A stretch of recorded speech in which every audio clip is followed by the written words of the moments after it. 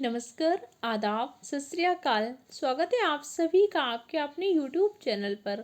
आप सबके एग्जाम के लिए एंशियंट हिस्ट्री की क्लास चल रही है जो आपके आने वाले एग्जाम के लिए बहुत ही हेल्पफुल रहेगी।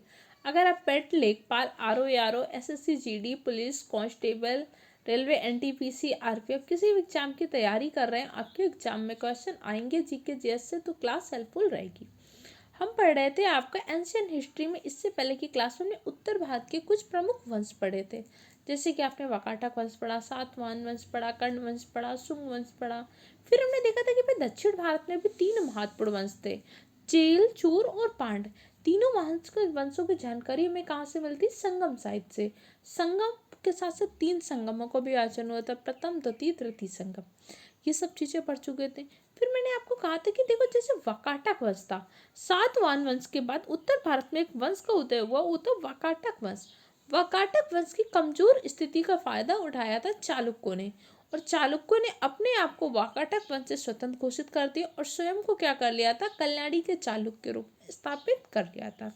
वातापी के चालुक्य के रूप में और वेंगी के चालुक्य।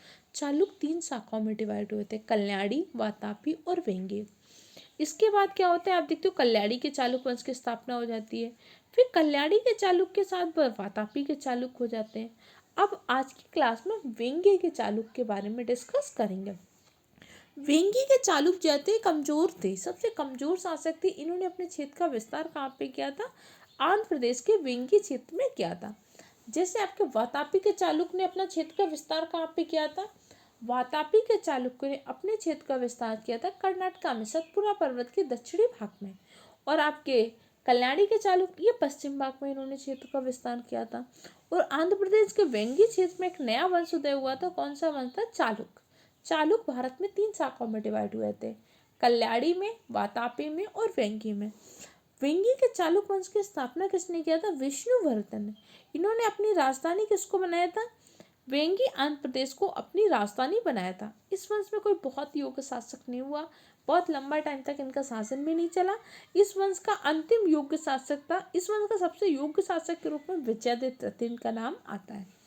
इस वंश की स्थापना किसने किया था? बस इतना पता होना चाहिए। और वेंगी क्षेत्र कहाँ पे था? आंध्र प्रदेश में।